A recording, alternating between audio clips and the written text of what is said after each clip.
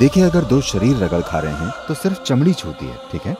मैं लोगों के साथ उस तरह के रिश्ते रखता हूँ जिनमें मेरी जीवन ऊर्जा उनकी जीवन ऊर्जा के साथ स्पंदित होती है। जिन पौधों में बहुत जल्दी फल आ जाते हैं वे कभी भरे पूरे पेड़ नहीं बन पाते।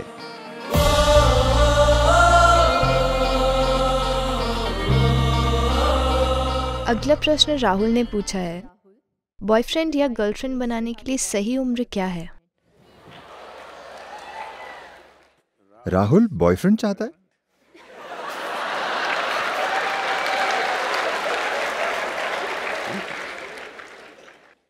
It's legal. ये कानूनी है।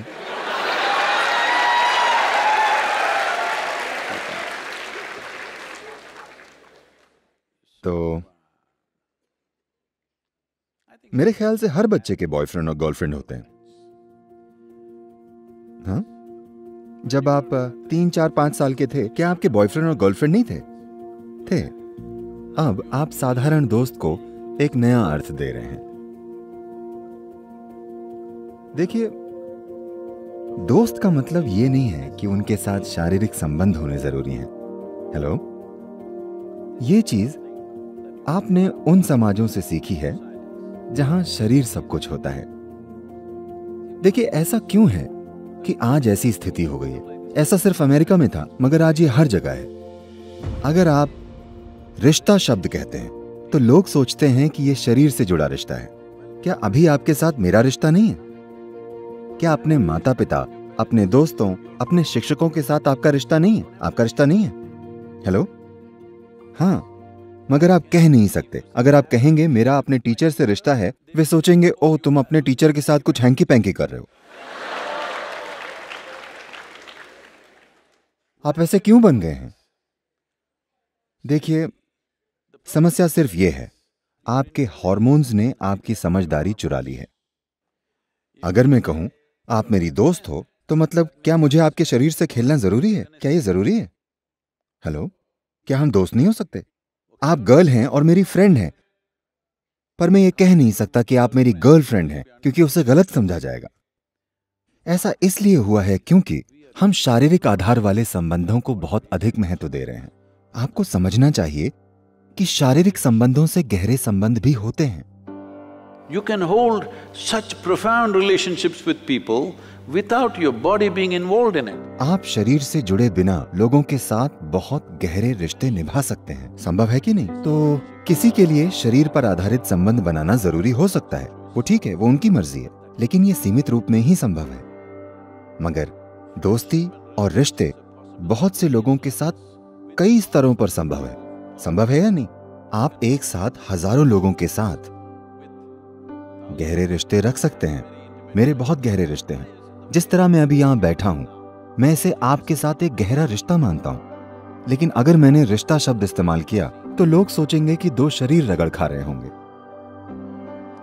देखिए, अगर दो शरीर रगड़ खा रहे हैं तो सिर्फ चमड़ी छूती है, ठीक है। चमड़ी आपकी सबसे बाहरी परत है। वो रिश्ता गहरा कैसे हुआ?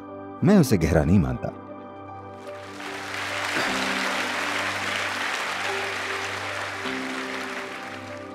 मैं लोगों के साथ जुड़ सकता हूं, सिर्फ उनके मन और भावनाओं से नहीं, उनकी पूरी गहराई में, उनकी जीवन प्रक्रिया से। मैं लोगों के साथ उस तरह के रिश्ते रखता हूं जिनमें मेरी जीवन ऊर्जा उनकी जीवन ऊर्जा के साथ स्पंदित होती है।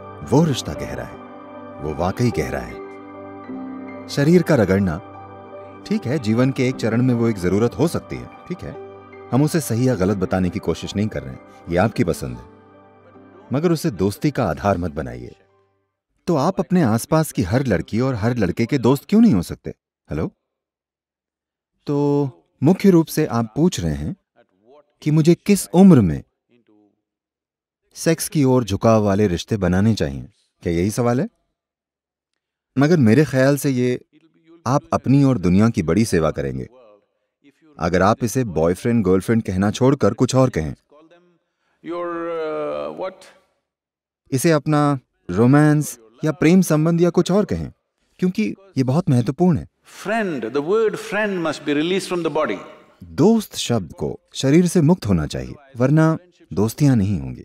हर कोई इस तरह से होगा। अगर मैं कहूं तुम मेरी दोस्त हो, वो डर जाएगी बिना किसी बात, है ना? अगर मैं कहूं वो मेरी दोस्त है तो वो डरेगी, ये क्या चाहता है, ये मेरा दोस्त कैसे है। दोस्त शब्द को शरीर से मुक्त कर दीजिए, ये बहुत महत्वपूर्ण है। Let friendships happen all over. हर जगह दोस्तियां होने दीजिए। शरीर से जुड़े रिश्ते किसी एक व्यक्ति के साथ होते हैं, वो अलग चीज है, वो आपकी मर्जी है किस उम्र में। देखिए, जब आप पढ़ रहे होते हैं, अगर आप जीवन के इस चरण में इन साधनों को अपने हाथ में नहीं लेंगे, मेरी बात मानिए, आपका ही शरीर, आपका ही मन जीवन भर कई तरीकों से आपको ही धोखा देगा। आप उन पर सवार नहीं होंगे, वे आप पे सवार होंगे। ऐसा नहीं होना चाहिए। अपने जीवन के इस चरण में मुख्य रूप से ध्यान इस पर होना चाहिए कि अपने भीतर सबसे ऊंची जगह तक खुद को कैसे ले जाएं। जीने की जल्दबाजी में न रहें। जीना कुछ समय बाद होगा। अगर आप बहुत जल्दी जीते हैं तो आप बहुत अच्छे से नहीं जी पाएंगे। बहुत जल्दबाजी में जीने की कोशिश मत कीजिए। मैं कोई नैतिकतावादी नहीं हूं कि आपको ये बताऊं कि ये करो वो मत करो। अगर कोई ऐसी जरूरत से मजबूर है तो वो कर सकता है, मगर सभी को ये चलन बनाने की जरूरत नहीं है कि अगर आप कॉलेज में हैं तो किसी के साथ शरीर से जुड़ा संबंध बनाना जरूरी है।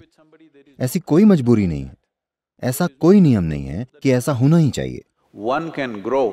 व्यक्ति इससे आगे बढ़ सकता है, मैंने ये पहले भी बताया है, मगर मुझे आपको बताना चाहिए। आम के किसानों के बीच एक रिवाज है, पूरे भारत में ये प्रसिद्ध है।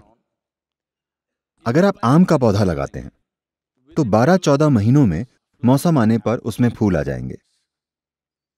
आम का किसान बड़ी मेहनत से हर फूल को पौधे से तोड़ता है, क्योंकि अगर आप उसे बढ़ने देंगे तो उसमें फल आ जाएंगे। इस नन्हे पौधे में 1-2 फल आएंगे। जिन पौधों में 3 से 4 साल तक फल नहीं आने दिए जाते, वे भरे पूरे पेड़ बनते हैं और उसमें ढेर सारे फल आते हैं। जिन पौधों में बहुत जल्दी फल आ जाते हैं, वे कभी भरे पूरे पेड़ नहीं बन पाते। तो एक आम के किसान में ये बुद्धि होती है, वो हर फूल को तोड़ता रहता है। इसी तरह इंसान को भी जीने की हड़बड़ी में नहीं होना चाहिए। महत्वपूर्ण यह है कि जीने की कोशिश करने से पहले आप इतनी ऊंची जगह पर हों कि जीवन आपके लिए अच्छे से चले। अगर आप जल्दी जीने लगते हैं तो यह जीवन आपके लिए एक मुश्किल काम हो सकता है और कल बहुत सी उथल पुथल होगी। देखिए, अगर आप पश्चिमी विश्वविद्यालयों में जाएं, इसी सप्ताह मैं रॉस बिजनेस स्कूल में था। मैं रॉस बिजनेस स्कूल फिर हार्वर्ड बिजनेस स्कूल में था, और अगर आप वहां देखें, मुझे नहीं पता कि प्रतिशत क्या है, मगर लोग मुझे बताते हैं, या अगर आप सिर्फ इधर उधर देखें तो आप देखेंगे कि वहां अधिकांश चेहरे भारतीय, चीनी, And like this, सिर्फ 40% के करीब कॉकेशियन नस्ल या अमेरिकी श्वेत होते हैं। हालांकि बहुसंख्यक जनसंख्या उनकी है। ऐसा इसलिए हो रहा है, इन भारतीय परिवारों और चीनी परिवारों के बच्चों के पास एक सपोर्ट सिस्टम होता है और उन्हें 25 साल या उसके आसपास तक अपने माँ बाप के साथ रहना होता है, जब तक वो यूनिवर्सिटी की पढ़ाई खत्म नहीं कर लेते। मगर आमतौर पर श्वेत परिवारों में 18 साल के होने तक लोग परिवार से निकल जाते हैं। वे सभी अपने पार्टनर्स के साथ रहते हैं। वे भावनात्मक चीजों से गुजरते हैं, उसके लिए उन्हें पैसे कमाने पड़ते हैं और हर रोज शाम उन्हें अपने पार्टनर्स का ध्यान रखना पड़ता है। लाइब्रेरी जाने का समय नहीं, पढ़ाई का समय नहीं। सभी टॉपर भारतीय, यहूदी और चीनी होते हैं। आप अमेरिका के सभी विश्वविद्यालयों में देख लीजिए। तो इसका क्या मतलब है? बहुत से अमेरिकी यूनिवर्सिटी की पढ़ाई तक पूरी नहीं करते, सिर्फ इसलिए क्योंकि उनके पास बॉयफ्रेंड और गर्लफ्रेंड है। और ये हमेशा सही नहीं चलता। चीजें होंगी, रोज की उथल पुथल, समस्याएं, ये चीजें हर दिन होती हैं कि ये आपके जीवन का वो समय है जब आपके अंदर ऊर्जा का स्तर सबसे अधिक होता है। अपने जीवन के इस चरण में अगर आप अपने भीतर एक फोकस और संतुलन बनाते हैं तो ये ऊर्जा किसी शानदार चीज में बदलेगी। लेकिन जीवन के इस चरण में अगर आप फोकस और संतुलन नहीं लाएंगे और उसे मान लीजिए 40-45 साल की उम्र में अर्जित करेंगे, तो आपके पास उतनी ऊर्जा नहीं होगी। ये चीज युवा नहीं समझते। उन्हें लगता है कि ऊर्जा का यह स्तर जीवन भर रहेगा। नहीं नहीं नहीं, ये गुजर जाएगा। ये बस अधिक से अधिक 8 से 12 से 15 साल का सवाल है। 14 से 30 साल की उम्र के होने तक ऊर्जा बढ़ती है।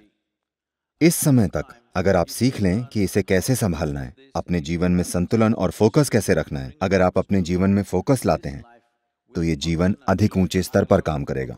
अगर आप ये चीजें नहीं लाते और आप जीने की जल्दबाजी में रहते हैं तो आप देखेंगे कि ये एक मुश्किल काम हो जाता है। ऐसा नहीं है कि आप नहीं कर पाएंगे, आप कर सकते हैं, मगर जीवन में बेकार के संघर्ष होंगे। तो ये व्यक्तिगत चुनाव है। अगर किसी में जबरदस्त मजबूरी है तो वे ऐसा कर सकते हैं। इसे ट्रेंड ना बनाएं कि अगर आप कॉलेज में हैं तो आपको शरीर पर आधारित रिश्ते में होना ही चाहिए।